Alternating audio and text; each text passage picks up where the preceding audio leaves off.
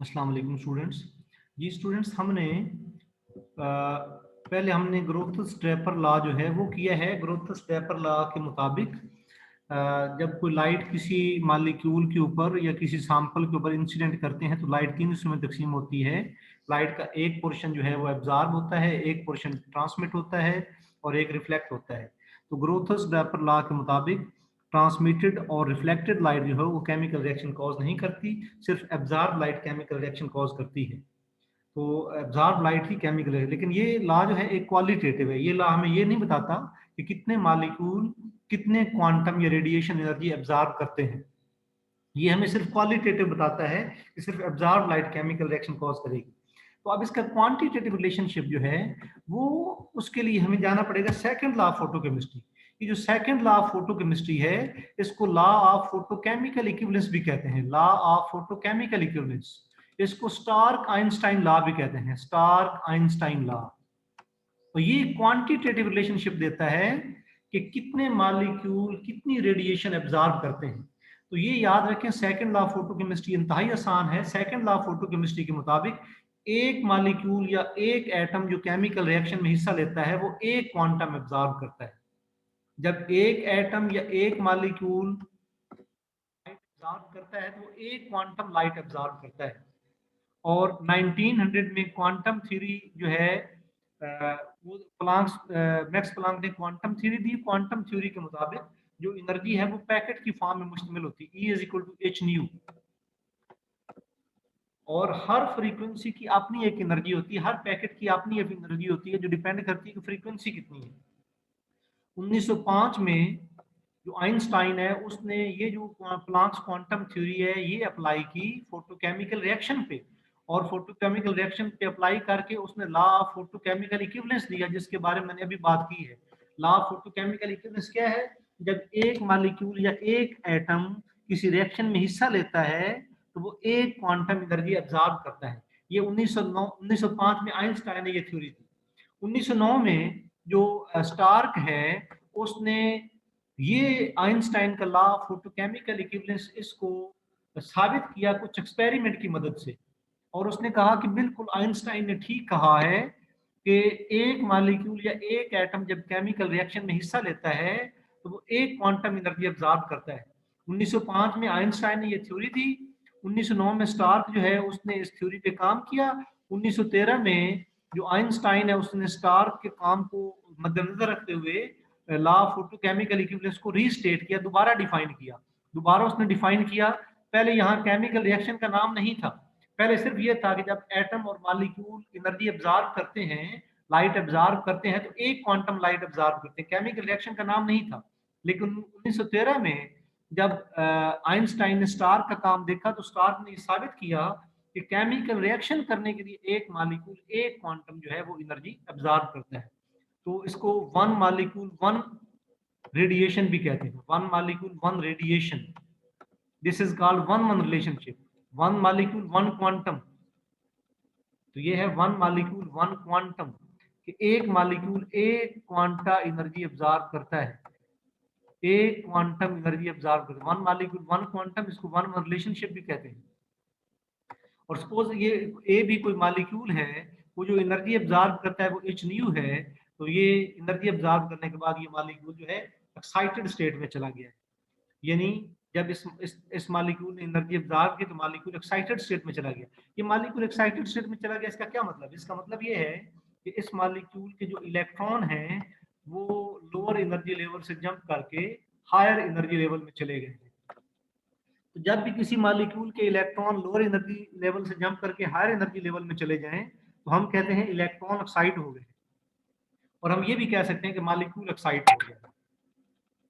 तो second law of photochemistry क्या है? इसको लॉ ऑफ फोटोकेमिकल इक्विवेलेंस भी कहते हैं, इसको स्टार्क आइंस्टाइन लॉ भी कहते हैं। इस लॉ के मुताबिक जब कोई मॉलिक्यूल या एटम लाइट एब्जॉर्ब करता है तो एक क्वांटम लाइट एब्जॉर्ब करता है। उसके बाद 1900 में मैक्स प्लांक ने प्लांक्स क्वांटम थ्योरी दी। और आइंस्टाइन ने 1905 में ये Planck's quantum theory photochemical reaction पे अप्लाई की और उसने लॉ ऑफ फोटोकेमिकल इक्विवेलेंस दिया। लॉ ऑफ फोटोकेमिकल इक्विवेलेंस के मुताबिक एक एटम या मॉलिक्यूल जब लाइट एब्जॉर्ब करता है तो एक क्वांटम लाइट एब्जॉर्ब करता है। 1905 में आइंस्टाइन ने ये थ्योरी दी। 1909 में स्टार्क ने आइंस्टाइन की इस थ्योरी पे काम किया और साबित किया कि ये बिल्कुल ठीक बात है कि जब कोई एटम या मॉलिक्यूल किसी हिस्सा लेता है तो एक क्वांटम एनर्जी जो है वो एब्जॉर्ब करता है। तो 1913 में जो आइंस्टाइन ने उसने स्टार का एक्सपेरिमेंटल वर्क जेन में रखा और इस लॉ को दोबारा से डिफाइन किया और उसने कहा कि जब कोई मॉलिक्यूल केमिकल रिएक्शन में हिस्सा लेता है तो एक मॉलिक्यूल एक क्वांटम ऑफ रेडिएशन जो है वो एब्जॉर्ब करता है। और जब कोई मॉलिक्यूल एनर्जी एब्जॉर्ब करता है तो वो एनर्जी एब्जॉर्ब करके उसके इलेक्ट्रॉन जो है हायर एनर्जी स्टेट में चले जाते हैं और हम कहते हैं कि जो मॉलिक्यूल है वो ऑक्साइडेड स्टेट में चला गया। अब आप लोग याद रखें, जिस प्रोसेस में एक मॉलिक्यूल एक क्वांटम एनर्जी एब्जॉर्ब करता है उसको हम कहते हैं primary process. In primary process the number of molecule activated is equal to number of quantum absorb. इसको प्राइमरी प्रोसेस बोलते हैं कि कितने मॉलिक्यूल जो है उन्होंने कितने क्वांटम जो है वो एनर्जी एब्जॉर्ब की। उसके बाद अभी हमने देखा है कि एक मॉलिक्यूल एक quantum energy required for activation of one molecule वो एच न्यू है। Energy required for activation of N molecule, अब अगर एक मॉलिक्यूल एक quantum energy absorb, N molecule कितने क्वांटम एनर्जी एब्जॉर्ब करेंगे, N H nu. N mean Avogadro number. The energy absorbed per molecule of substance is called Einstein per mole, sorry एक मोल जितनी energy एक molecule जितनी energy absorb करते हैं उसको H new कहते हैं। एक मोल मॉलिक्यूल जितनी एनर्जी एब्जॉर्ब करते हैं उसको हम कहते हैं आइंस्टाइन। एक मोल मॉलिक्यूल यानी एन की जगह एवोगाड्रो नंबर पुट करें, एच जो है अर्ग में इसका यूनिट्स ये होगा अर्ग सेकंड, ये अर्ग सेकंड। और तो हम अगर ये फाइंड करना चाहते हैं क्या करेंगे, E is equal to N put करें, एन की वैल्यू ये है, एच की वैल्यू ये है और साथ ये फ्रीक्वेंसी आ गई। तो ये अर्ग में है। तो एक मोल मॉलिक्यूल जितनी एनर्जी एब्जॉर्ब करते हैं उसको आइंस्टाइन बोलते हैं। अर्ग को कैलोरीज में कन्वर्ट करना हो तो 4.18 10⁻⁷ पे डिवाइड करते हैं, तो ये कैलोरीज में हो गई।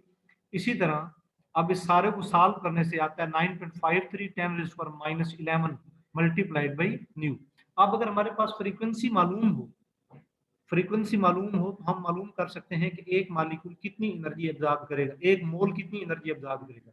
एक मोल जितनी एनर्जी एब्जॉर्ब करता है उसको हम बोलते हैं आइंस्टाइन। तो हमारे पास अब न्यू जो है वो सी और लैम्डा होता है। सी क्या वेलोसिटी ऑफ लाइट है 3 × 10⁸ सेंटीमीटर पर सेकंड, और लैम्डा अगर सेंटीमीटर में हो तो हमारे पास 9.53 10⁻11 मल्टीप्लाइड 3 × 10⁸ डिवाइडेड बाई लैम्डा इतने कैलोरी। एक मोल मॉलिक्यूल इतनी कैलोरी एनर्जी एब्जॉर्ब करते हैं। एक मोल मॉलिक्यूल जितनी एनर्जी एब्जॉर्ब करते हैं उसको हम लोग क्या कहते हैं, आइंस्टाइन बोलते हैं। और हमें पता है कि 1 एंगस्ट्रॉम जो है वो क्या होता है 10⁻⁸ सेंटीमीटर की इक्वल होता है। ये सेंटीमीटर है, सेंटीमीटर की इक्वल होता है। हमने लैम्डा मल्टी 10⁻⁸ ये कर दिया, 10⁻⁸ जो है वो ऊपर चला गया तो हमारे पास आ गया 2.859 10⁸ डिवाइडेड बाई लैम्डा। अब अगर हमारे पास लैम्डा जो है वो एंगस्ट्रॉम में हो तो हम यहाँ पुट करके मालूम कर सकते हैं कि एक मोल मॉलिक्यूल कितनी एनर्जी एब्जॉर्ब करेंगे। एक मोल मॉलिक्यूल कितनी एनर्जी एब्जॉर्ब करेंगे, लैम्डा की वैल्यू किलो कैलोरीज में कन्वर्ट करना 10⁻³ पे डिवाइड करते हैं, 10⁻³ पे डिवाइड करें 10⁵ आ गया। अब ये जो एक्सप्रेशन आप लोगों के पास आया है इस एक्सप्रेशन को आप लोग बेशक रट्टा लगा लें 2.859 10⁵ डिवाइडेड बाई लैम्डा।